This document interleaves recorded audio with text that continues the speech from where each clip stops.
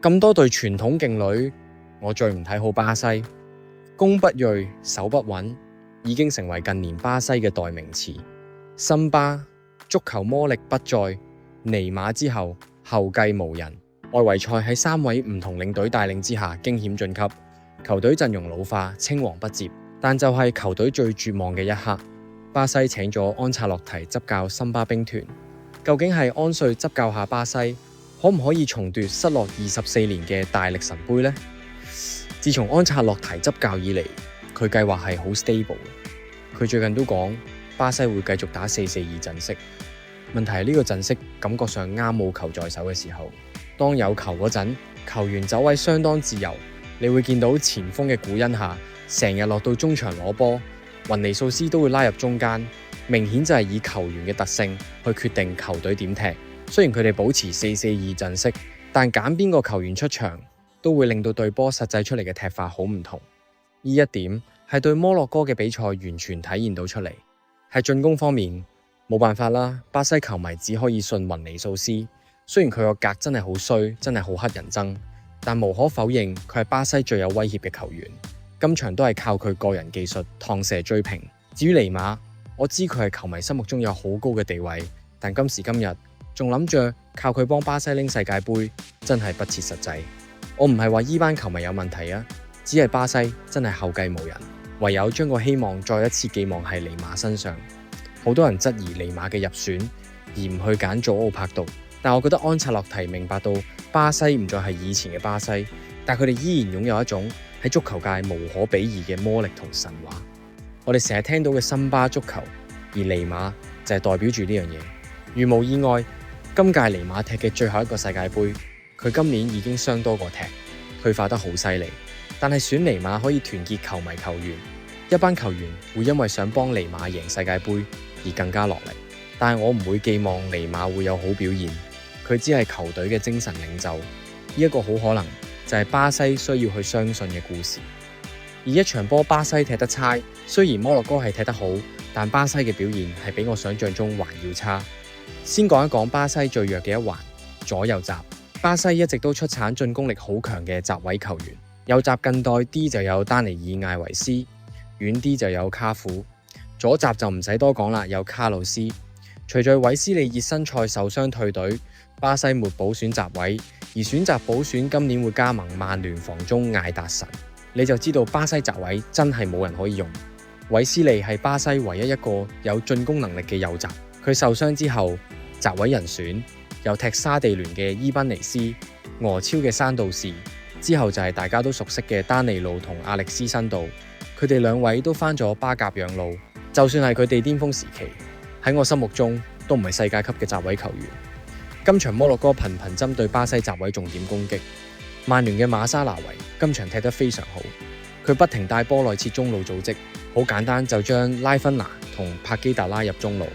巴西嘗試高位逼搶，但係你睇下呢個畫面，馬沙拿維好簡單就將帕基達拉入中路，令到摩洛哥球員可以喺邊路大把位攞波。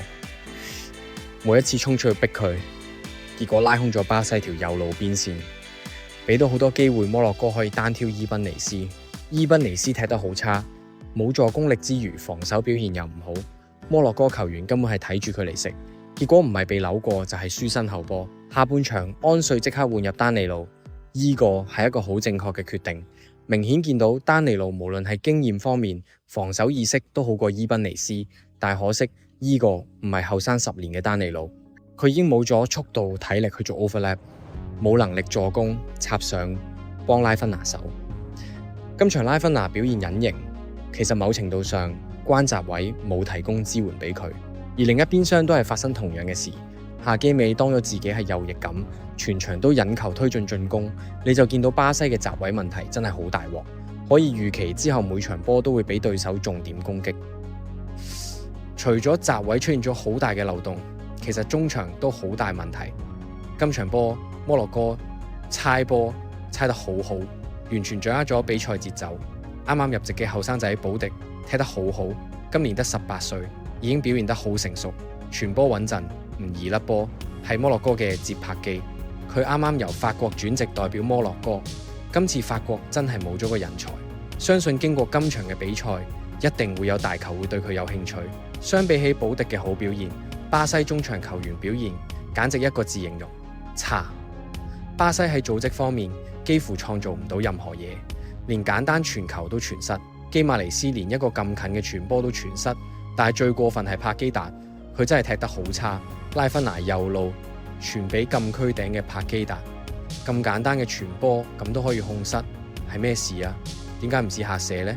就算打飛機射上看台，我都冇咁嬲。我想象唔到佢一位係巴西國腳嘅球員，就算狀態差，未上力都唔係咁過分嘅。講真，佢今場咁差嘅表現，真係唔值得再踢正選。反正巴西後備大把中場，當然唔止係帕基達，卡斯美路自己帶波推進，結果又俾人打荷包。摩洛哥又可以打反擊，佢下半場就即刻被換走。但係我唔想太過怪責卡斯美路，佢今年已經34歲，今季踢曼聯幾乎全勤冇休息過。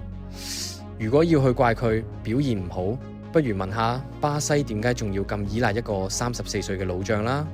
今場巴西重重複複喺一啲冇太大壓力嘅情況下失控球權，俾摩洛哥係咁打反擊。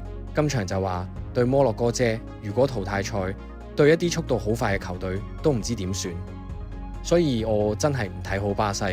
唔好話對強隊啦，我覺得有可能會係16強階段爆大冷輸俾弱隊添。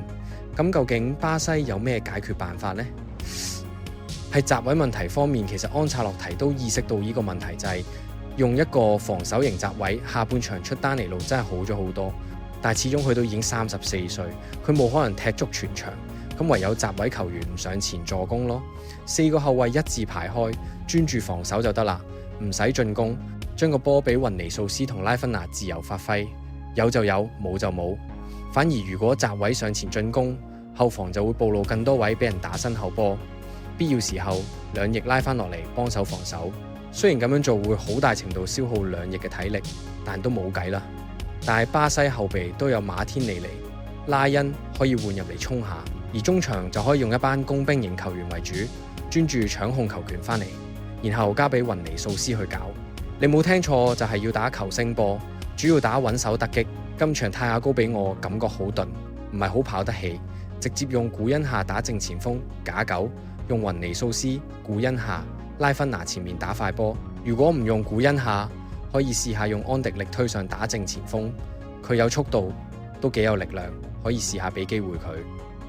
依隊波質素擺在眼前，閘位同中場都有問題嘅情況下，進攻又唔係好掂咁，所以巴西可以行得幾遠，真係完全要睇安察洛提嘅功力。不過我個人對佢依然係有信心嘅，一個贏盡所有球會獎項嘅傳奇教練，你冇得質疑佢嘅調整能力。自從佢接手之後，巴西明顯係比以前好，進攻冇以前咁死板。今場波下半場即刻做出一啲調整，半場大膽換走隊長卡斯美路同埋表現唔好嘅伊賓尼斯。我相信安瑞接下嚟會做出啲咩戰術微調，帶領二隊要打球星波嘅巴西。但係我都係悲觀啲，我覺得巴西會16強止步。最後想問下大家，你哋又覺得呢隊攻不銳守不穩嘅巴西，今年世界盃會唔會真係好似我所講咁，喺16強就爆冷出局，定係安察洛提可以化腐朽為神奇，幫巴西球迷同尼馬圓夢呢？歡迎喺下面留言區一齊理性討論，同埋最重要係訂閱我個 channel，打開埋個小鈴鐺，咁就唔會錯過最新嘅影片啦。下一條片再見。